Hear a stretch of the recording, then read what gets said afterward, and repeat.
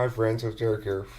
Host Talking with Famous People, and I'd like to talk about objectivity, subjectivity, TE and TI, FI and FE, that mix of stuff again, because it's one of the most controversial, yet to me pretty self-evident truths that I've voiced, or realities that I've explained. And here's the deal. I had a big conversation with Freigeist the other night about this, and he carried it into the comments a bit. So I want to go over that. First of all, let me just say he's a really smart guy, and I apologize, Freigeist, for being a little bit condescending the other night. He says here, math is abstract. Also, the motive or purpose of a person is unrelated to the TD function itself, which is itself inherently objective. It's objective logic based on the data that is existent and the reasoning that can be extracted from the usage of said objective data. What I use the data for later is FI related to subjective function. TI without FI, like FI without the person it's attached to, ceases to exist. Well, first of all, I'd say Freigeist is himself a TI user, right? He was making a bunch of pro-TE arguments the other night. I sort of said, well, you're a TE user, but he's not. He's clearly a TI user, and he's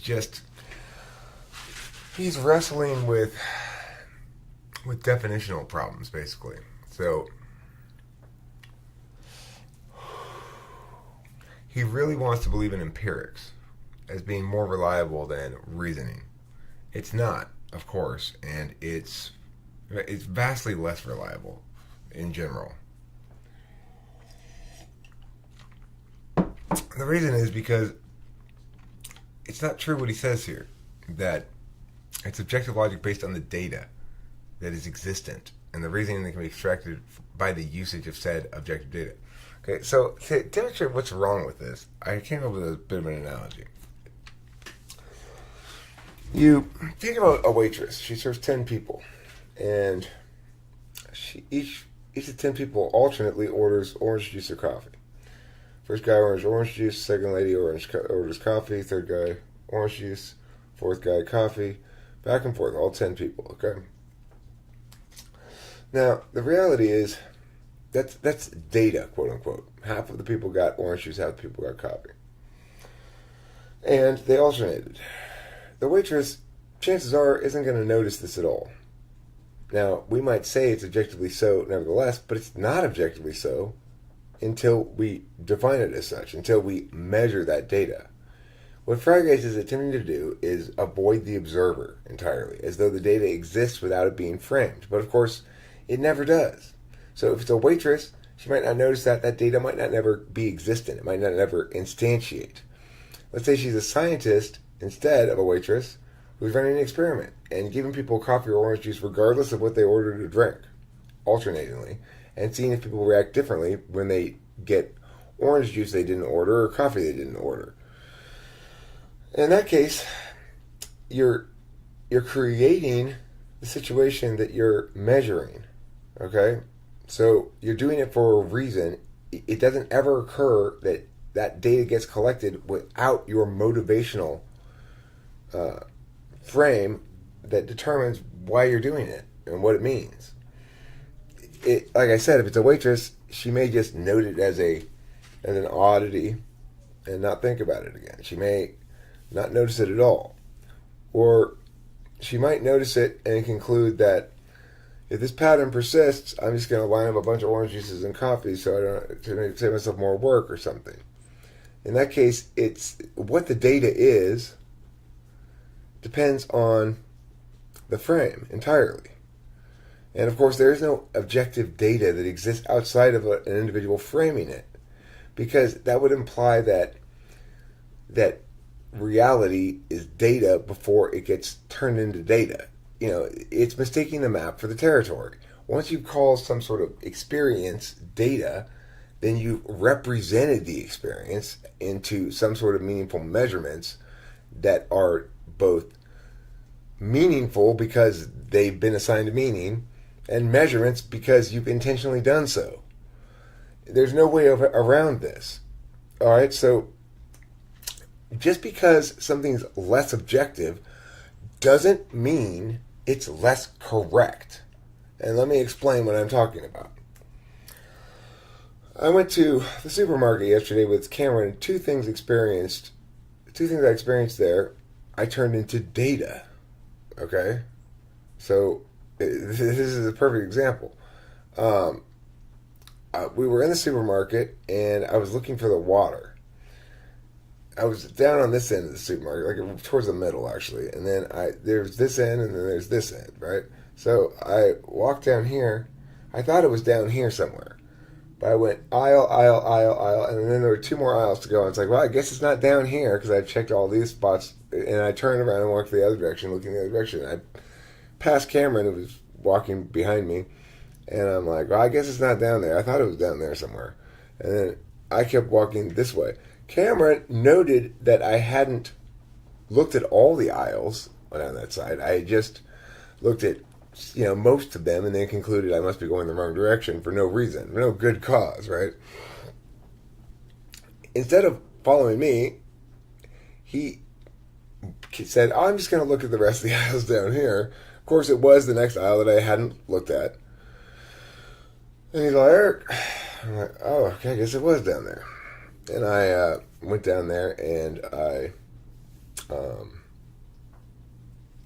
we got the water.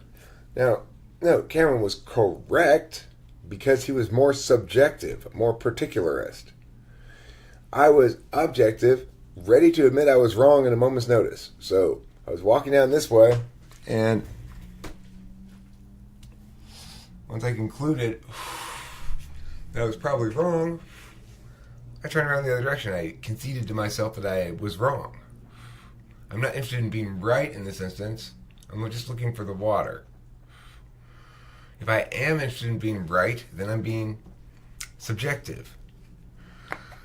Now, Cameron, on the other hand, was interested in being right.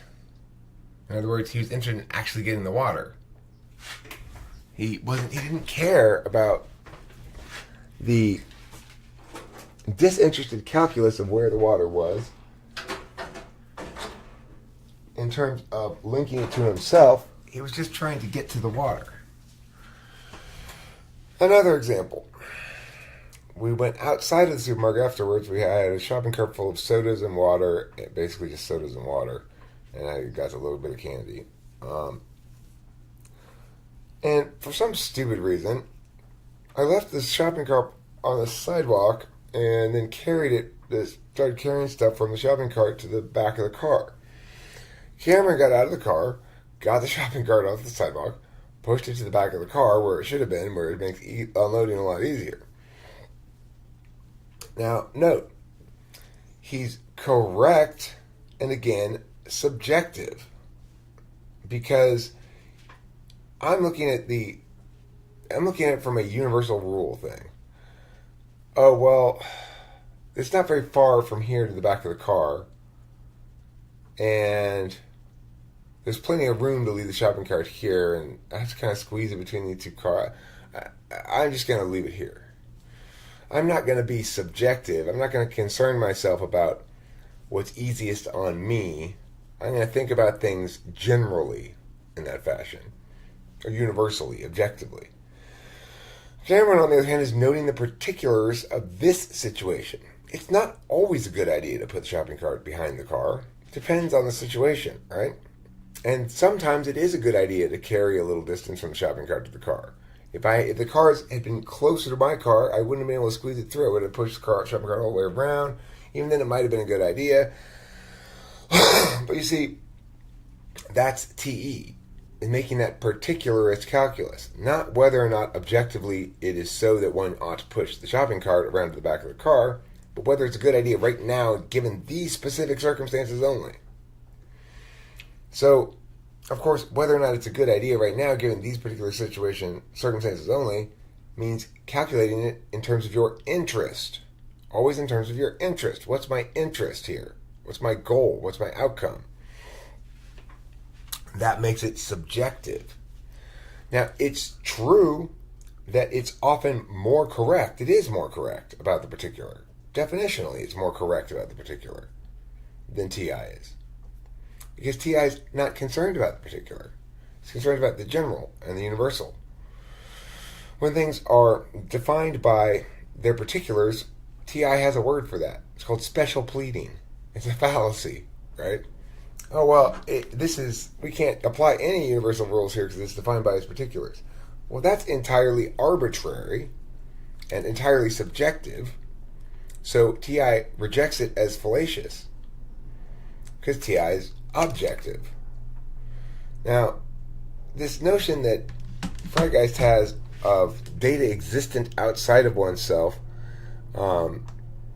that he says here,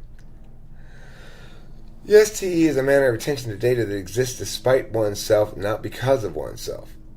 No, the data doesn't exist despite oneself. Reality may exist external to you. I'm not denying that that's a good conclusion to draw. But the data is formulated by you, as exemplified by my waitress example. It depends on what you make of experience. And some people don't make of experience data, and some people do. The fact that you can remember your experiences, some of them, many of them, doesn't mean that all data gets rendered, all experience gets rendered into data. It means that experience that you render into data, in other words, representational meanings, that you can't remember except by doing so, really, or at least your memories that include meaning do so necessarily. I and my personal beingness in no way affect the logical data I'm paying attention to. Of course it does. There's no such thing as logical data until you've paid attention into existence.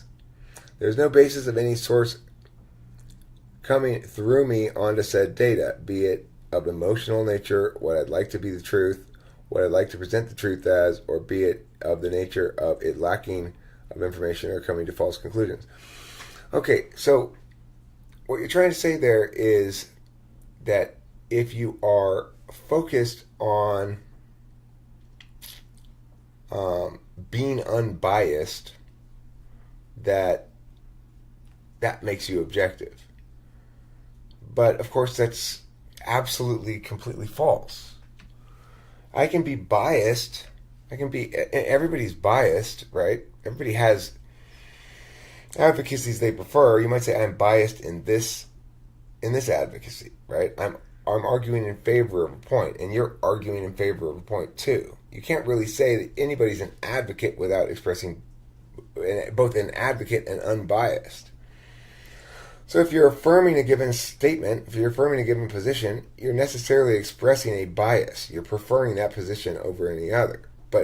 So therefore, the correct person's always biased, and so is the incorrect person.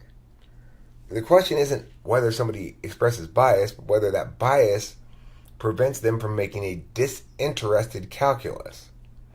Now, if you think a disinterested calculus is what counts as objective, then you're talking about TI, because a disinterested calculus is non-particular. Okay, it's just that I use said data for my own aims. If that makes it subjective data, you define it as data from your own aims. That's the thing. It doesn't get to be data before you enter into the equation. The same set of apparent experiential facts can be constructed into very different forms of data depending on the individual who's defining it as such. Okay, this focus could not be had by anyone. So he says here, it's just that I use said data for my own aims. If that makes it subjective data, I guess you say subjective focus, though this focus could be had by anyone, according to your own subjective criteria in your TI map, which it seems so be it. No, it can't be held by anyone. You can communicate to them your data and your interpretation of why it's data that means what it means, and they can choose to agree with you or not, but they won't independently come up with the same data from you. It's not even possible for them to look at it or observe it from the same perspective. So, the only way that we have data that would appear to be objectively so is by choosing first to define situations in such a way that they allow that data to manifest. Okay, so, oops, that's not the right one. Let's continue reading his comment.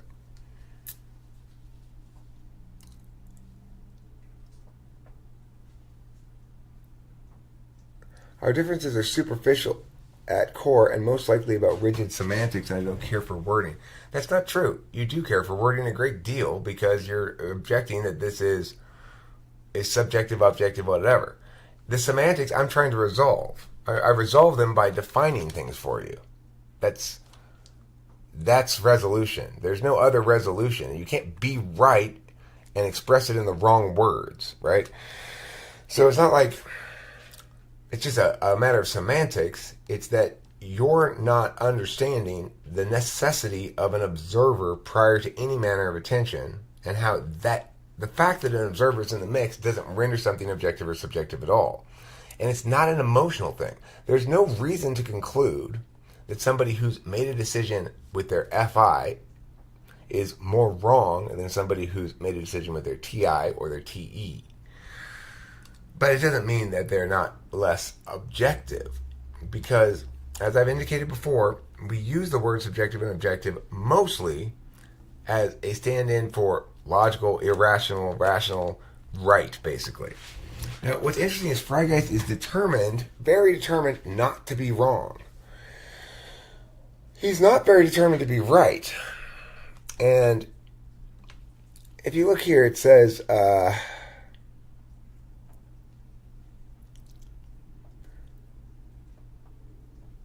is no bias of any source coming through me onto said data, be it of an emotional nature, what I'd like the truth to be, or what I'd like to present the truth as, or be it of the nature of lacking information. Okay, but see, there's not any source coming through onto said data. So in other words, you're saying that if you maintain an emotionless calculus, then you're not expressing any kind of bias. But that's completely nonsense. You're expressing a bias against emotion right now. You might be correct that it's wise to express this, but to have this bias against emotion. You might be correct that people who don't use emotion in their calculi are more often right or something. But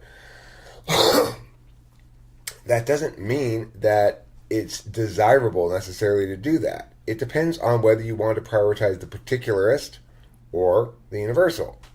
Now, if you're a TE user, you're prioritizing the particularist while mistakenly believing yourself to be applying an objective logic. It's not an objective logic. That doesn't make it illogical, and that doesn't make it wrong. Subjectivity or being subjective doesn't mean you're wrong. So, this is the most important element, I suppose. TE people freak out because I tell them their manner of logics is particularist and subjective, and sometimes TI users who are heavy empiricists do the same thing without understanding that their empiricism is by far a more defining bias than any bias that you could express. That a more accurate interpretation of things would express. So, at the end of the day, it's important to remember that objectivity is about universality, and it's about the general. And the more objective you are, the less right you are about the particulars of any unique situation. And the more subjective you are, the less right you are about the universality of a given situation.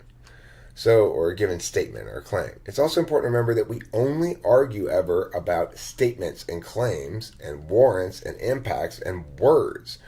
We don't ever meaningfully talk about things without advocating or affirming or negating claims, etc. So when he says he doesn't care about the wording, that's completely nonsense. That's exactly what you care about. You care about using words that mean things specifically and being objective about the use of words because you're a TI user.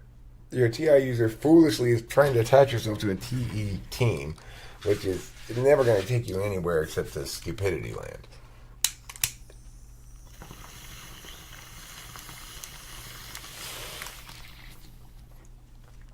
I'm pretty sure it's an INTP. INTPs a lot of times get fixated on empirics. They mistakenly believe that because empirics are more sciencey, that they're somehow more correct. Again, TE is always less correct in general. It's just right about this, you know. So you don't want to mistakenly think that empirics are more reliable than reasoning, because it's obviously not the case.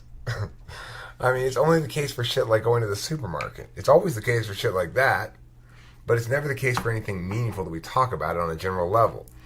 So, yeah, you don't want to be hitched up to that team if you're wanting to have conversations that resolve things. If you want to have conversations that help you to understand the world better, you don't ever want to use extroverted thinking. If you're talking about public policy or something like that, you don't ever want to use extroverted thinking because it's never particularist. It's always a general rule that applies to everybody. So the subjectivity of TE causes it to just be an expression of one person's individual bias, basically. So like if we come up with a TE solution for some sort of policy issue, like then we end up with the drug war, and we end up with incredible atrocities and it's justify the means, and it doesn't work on a universal general level. It doesn't work, and it's wrong, and it's subjective, and it's not the right place for subjectivity. So that's why we apply universals. We ought to apply universals on the public policy level and not look at effectiveness or outcomes as a means of justifying things, but rather look at legitimacy or appropriateness of means as a way to attain desirable ends instead.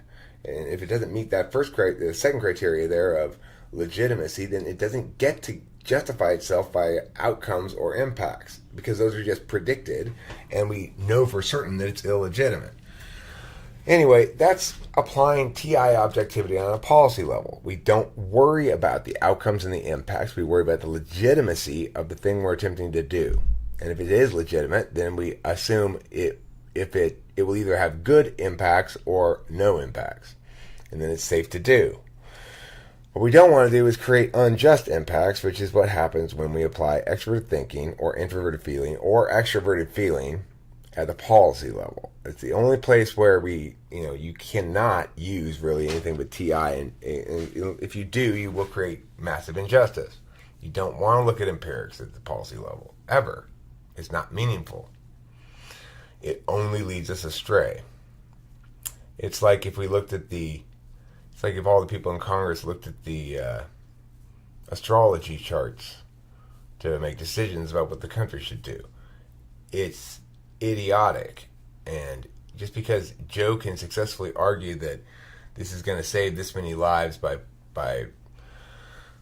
putting these awful drug dealers in jail, he's wrong. He's using TE, so he's doing an entirely subjective calculus. He doesn't know what the impact of these drug laws are actually going to be. He's assuming that once you make drugs illegal, that the decent people will stop doing them because they don't want to break the law, and the only people who we're going to put in jail are awful drug users anyway and drug dealers anyway. It's just a total lack of understanding that individual human beings have rights, and that we have to embrace that as a universal rule, or else we're going to create atrocities in our public policy, as the drug laws have, right? So drug laws are a perfect example of TE being misapplied. It's not a particular situation, so it's not appropriate. TE is appropriate for subjective concerns, not for objective concerns. So, yeah, the best definition of objective and subjective is a disinterested or interested calculus. When Cameron was correct about where the water was, or that I ought to have looked at all the aisles before dismissing that side of the thing, and he ignored my TI general jump to conclusions-y kind of ways, he was right, because it was a particular situation. It was him and me looking for something specific, water. When it was about the shopping cart, he was right, because it was subjective. It was particular to him and me in the situation. It wasn't objective, that is to say, universal in any sense. All right, so for our guys, it's not just a matter of diction. It's a matter of your being wrong and my being right. An objective calculus, then, is a disinterested calculus on this question. Is Eric right? Well, yes, in every meaningful sense of the word. No matter how we define the terms, we have to apply it fairly to both sides. That's being objective in our definitions. It's being objective in our communication. Being objective in our communication means don't try to avoid the general or the universal. Try to attain it. And if you want to define things differently depending on situation, well, then you're taking a TE arbitrary approach to definitional stuff, which is not the appropriate venue for that. If you want to meaningfully understand things by using language, like terms like objective and subjective, then we have to definitionally constrain them and apply them equally to both sides. And if we do, we see that I'm clearly correct and you're clearly incorrect. And everybody who disagrees with me about TE being subjective either is not defining the word the same way when they're applied on both sides, or is just choosing not to engage with the words I'm saying. By all logic and reason, and any understanding of how argumentation works, I'm correct. I have to be correct because you can't define it any meaningful way without it eliminating certain other things, right?